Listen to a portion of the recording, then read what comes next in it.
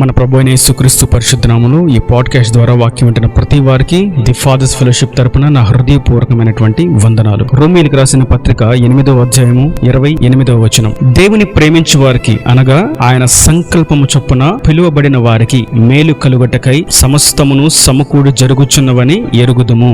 జరుగుచున్నవని అనేటువంటి మాటకి మరొక భావం మనం చూస్తాం. మేలు కలుగటకై దేవుడు సమస్తమును సమకూర్చి జరిగించుచున్నాడు. జరుగుచున్నవి మటు కాదు గాని ఆయన జరిగించుచూ ఉన్నాడు అనగా ఈ వాక్య భాగంలో మనం గుర్తించాల్సినటువంటి విషయం, ఆయన మేలు కలుగుటకే సమస్తాన్ని సమకూడి జరిగిస్తాడు. అంతా కూడా మన మేలు కొరకు, మన దీవెన కొరకు, మన ఆశీర్వాదం కొరకు ఆయన జరిగిస్తూ ఉంటాడు. ఎవరి కొరకు ఆయన జరిగిస్తూ ఉంటాడు అంటే మరొక విషయాన్ని మనం చూస్తాం.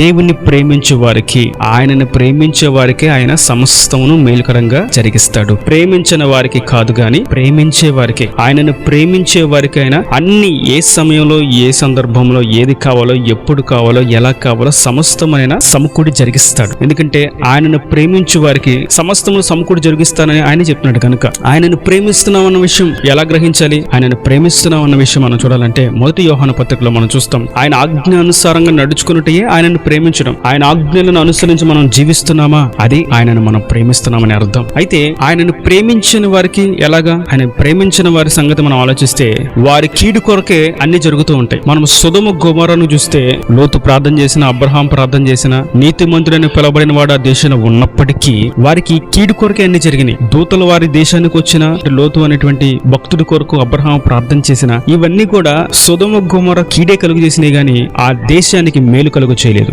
మరియు నోవహు దినములలో జరిగినటువంటి క్రియను మనం చూసినట్లయితే, ఆకాశం నుండి నేను వర్షంను కురిపింపచేస్తున్నాను, ఆకాశపు తూములను నేను విప్పబోతున్నాను, విస్తారమైన జలం ఈ భూమిని కమ్మబోతుంది అని నోవహుతో చెప్పినప్పుడు, నోవహు ఓడ కట్టడం, వర్షం పడడం, ఇవన్నీ ఆ చుట్టూ ఉన్న జనుల కీడు కొరకే జరిగినాయి కానీ వారి యొక్క మేలు కొరకు జరగలేదు. కారణం ఏంటంటే వారు దేవుణ్ణి ప్రేమించినందున నోవహు, వారి సంతతి, వారి కుటుంబం దేవుణ్ణి ప్రేమించగలిగారు.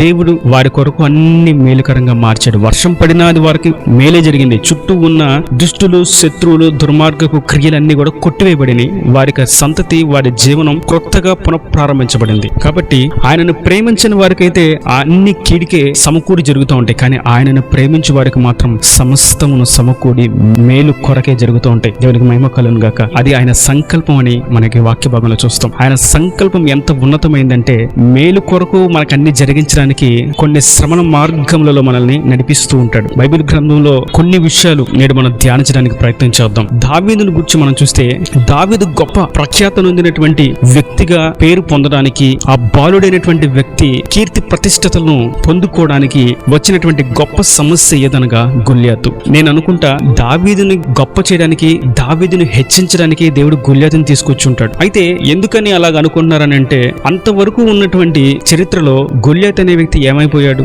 దావీదు ఎప్పుడైతే అభిషేకం పొందాడో, అభిషేకించబడిన నాట నుండి మనం చూస్తే ఆ సందర్భంలోనే గొల్యాతు వచ్చాడు. దావీదు అభిషేకం పొందక ముందు రాలేదు గొల్యాతు, కానీ దావీదు అభిషేకం పొందిన తర్వాతే గొల్యాతు వచ్చాడు. అంటే దీని అర్థం దావీదును గొప్ప చేయడానికి, అనగా దావీదు దేవుని ప్రేమిస్తున్నాడు, దేవుని అభిషేకం పొందుకున్నాడు కనుక దావీదుని హెచ్చించడానికే, దావీదుకి నేను తోడుగా ఉన్నానని జనులు గుర్తించడానికే గొల్యాతుని తీసుకొచ్చి దేవుడు ఇజ్రాయెల్ దేశానికి నడిపించాడు. 40 రోజులు భయానికి గురి చేశాడు. అందరూ భయపడిపోతున్న దేవుని అభిషేకం పొందినటువంటి దావీదు ధైర్యంగా గొల్యాతును జయించాడు. దావీదు కొరకే గొల్యాతు వచ్చాడు. కేవలం ఆ గొల్యాతును చంపిన దాన్ని బట్టి జనులు కీర్తన పాడారు. ఆ కీర్తనను బట్టే సౌలు అనేటువంటి రాజు పతనానికి గురయ్యాడు. దావీదు అదే సింహాసనాన్ని అధిష్ఠించి ఇజ్రాయేలీలకి 40 సంవత్సరాలు ఏకాధిపత్య పరిపాలన చేశాడు. దేవుని అభిషేకం పొందినటువంటి వ్యక్తిగా అతనికి సమస్తమును మేలు కొరకే ఆయన సంకల్పం చొప్పున జరిగించబడి దావీదు రాజయ్యాడు. మరియు మనం దానియేలు గురించి మనం చూసినట్టయితే, దానియేలు ఆ దాసత్వంలో ఉన్నాడు. నెబుకద్నెజరు బాబులోను దేశ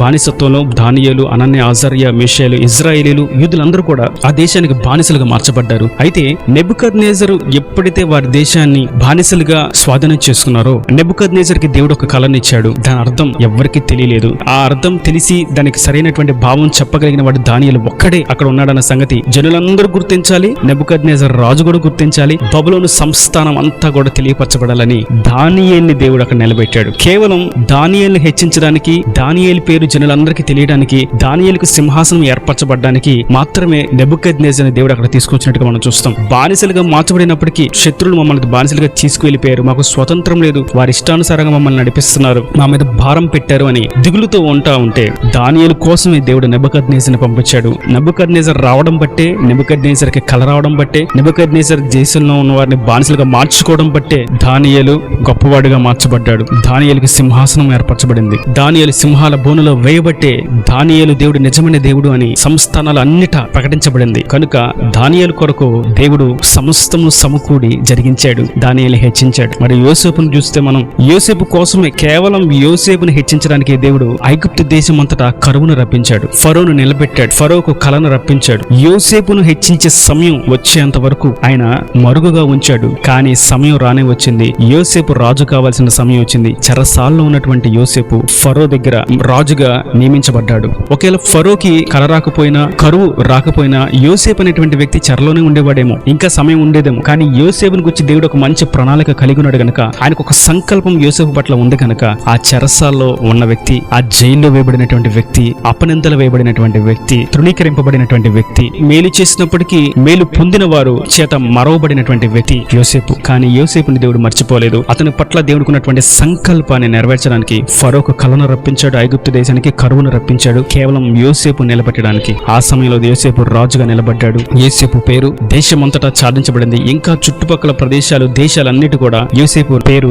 ఘనంగా ఎంచబడింది. కారణం ఏంటంటే యోసేపు ఆ యొక్క ఆధిపత్యాన్ని పొందుకున్నాడు. అందరూ వచ్చి యోసేపుకి సాగిల పడితే గానీ ధాన్యాన్ని ఇవ్వడానికి అనుమతి లేదు ఆ దేశంలో. అటువంటి స్థాయిలో దేవుడు యోసేపు నిలబెట్టాడు. మేలు కొరకు జరిగించాడు దేవుడు. మరియు అపోస్తలుడైనటువంటి యోహాను మనం చూస్తే, అతన్ని చంపడానికి రోమా సైన్యం, చక్రవర్తులు, అధికారులు అనేకమైనటువంటి ప్రయత్నాలు చేశారు. కానీ ఎందులో కూడా వారు నెగ్గక, దానిలో వారి చేయాలనుకున్నటువంటి పని విషయంలో జయాన్ని చూడక, అతనికి మరణం రావట్లేదని గుర్తించి, నూనెలో వేసినా మరణించట్లేదు, ఆకలితో ఉన్న సింహాలకు ఎరవేసినా సింహాలు తినట్లేదు, ఇలా ఎన్ని ప్రయత్నాలు చేసినా యోహాను చనిపోవట్లేదు అనేటువంటి విషయాన్ని వాళ్ళు గ్రహించి తీసుకెళ్లి పద్మాసు అనేటువంటి దీపంలో పడవేశారు. పద్మాసు అనే దీపంలో యోహాను పడవేయడానికి దేవుని యొక్క సంకల్పం ఉంది. ఒకవేళ యోహాను అక్కడే ఆ దేశంలోనే ఉన్నట్లయితే, ఇజ్రాయేల్లోనూ ఉన్నట్లయితే, దేవుడు ప్రత్యక్షతలు, ప్రణాళికలు యోహాను తెలియపరచబడి ఉండేవి కావేమో. దేవుడు యోహాను కొరకే సింహాల బోన్లో సింహాలకు వెరవేయడం, యోహాను కొరకే నూనె బండిలో వేయడం, యోహాను కొరకే పద్మాసు దీపంలోకి తీసుకురావడం, కేవలం యోహానుకు మేలుకరంగా జరిగించడానికే దేవుడు పద్మాసులకు తీసుకొచ్చాడు. ఒంటరిగా ఉన్నటువంటి యోహానుతో దేవుడు మాట్లాడాడు. తన ప్రత్యక్షతనిచ్చాడు. తనను పలకరించేవారు లేకపోయినా, ఆకలిగా ఉన్నప్పుడు ఆహారం పెట్టేవారు లేకపోయినా, దాహం వేసినప్పుడు మంచినీరు దొరకకపోయినా, సృష్టికర్త అయినటువంటి దేవుడు అతనితో ఉన్నాడు అన్నటువంటి విషయాన్ని ఆయనకి ఎదురుగా చూపించాడు. జరగనున్నటువంటి విషయములన్నీ కూడా ఆయన దర్శనరీతిగా ప్రత్యక్షతనిచ్చి ప్రకటన గ్రంథాన్ని రాయించాడు. అటువంటి గొప్ప స్థాయిలో యోహాను దేవుడు నిలబెట్టాడు. కనుక నేటి దినాన మనం గుర్తించవలసినటువంటి విషయం ఏదనగా, మనం ఆయనను ప్రేమిస్తే, ఆయన చిత్తానుసారంగా నీతి, భక్తితో, యథార్థతతో, భయముతో, ఆయన ఎందుకు ఆజ్ఞానుసారంగా జీవిస్తే మనకు సమస్తము కూడా, ఒకటి కాదు రెండు కాదు, సమస్తము అన్ని మేలు కొరకే ఆయన జరిగిస్తాడు. అది ఇప్పుడు మనకు అర్థం కాకపోయినా ఆ కార్యం జరిగి పూర్తయిన తర్వాత అర్థమవుతుంది, మేలు కొరకే దేవుడిదంతా జరిగించాడు అన్నటువంటి విషయం. ఇదన్నీ మనకు చరిత్ర ఆనవాలు. కొన్ని విషయాలు మనం ధ్యానించడానికి ప్రభు సహాయం చేశారు. అనేకమైనటువంటి విషయాలు సాక్ష్యాల రూపంలో మనకి బైబిల్ గ్రంథంలో లిఖించబడి ఉన్నాయి. కనుక ఆయనను మనం ప్రేమిస్తే ఆయన మన మేలు కొరకు సమస్తమును సమకూడ జరిగిస్తాడు. ఆయన విశ్వాసంతో ముందుకు సాగుదాం. ఈ వాక్యాన్ని చదివి మర్చిపోవడం మటు కాదు, నాకు తెలుసు అని వదిలిపెట్టడం కాదు, కానీ వాక్యాన్ని మనం గట్టిగా పట్టుకున్నట్లయితే ఆయన మన జీవితంలో జరిగించేటువంటి కార్యములన్నీ నిశ్చయంగా మనము చూస్తాము. ఈ నా దేవుని మాటలు ప్రతి వాని హృదయంలో నేరుకట్టి ఫలింపు చేయను గాక. ఆమేన్. God bless you. తలలో వంచి కళ్ళు మూసడితే మీ కొరకు చిన్న ప్రార్థన. ప్రేమ స్వరూపీకరణ కటాక్షం గలతండి నా ప్రభా. వాక్యాన్ని ప్రతి ఒక్క బిడ్డను జ్ఞాపకం చేసుకోండి. ఒంటరిగా దిక్కుతోచని స్థితిలో భయాందోళనలో ఉన్న వారందరినీ మీరు జ్ఞాపకం చేసుకోండి. తండ్రి, నిన్ను ప్రేమించు వారికి అనగానే సంకల్పం చొప్పున పిలువబడిన వారందరికీ మేలు కలుగుటకి సమస్తం మీరు సమకూడి జరిగిస్తున్నారు తండ్రి. సమస్తము కూడా మీరు సమకూడి జరిగిస్తారన్న విషయాన్ని వారు గుర్తించి విశ్వాసంతో ముందుకు సాగునట్లుగా, నీ యందు నిలబడినట్లుగా, నిన్ను ప్రేమించే విషయంలో, నీ ఆజ్ఞానుసారంగా జీవించే విషయంలో ఏమాత్రం వారు రాజీ పడక ముందుకు సాగునట్టు కృప దయచేసి హెచ్చించి మా పితరుల జీవితాల్లో చేసినటువంటి అద్భుతంలో ఆశ్చర్యము, సాహసకారాలు జరిగించు. రాహుల రాజ్యాన్ని సిద్ధపరచమని, సమస్త కొదువులు తీసివేసి, కొరతలు తీసివేసి సమృద్ధిని దయచేయమని యేసు పరిశుద్ధ నామమున ప్రార్థించి వేడుకుంటున్నాను తండ్రి. ఆమేన్. ఆమేన్.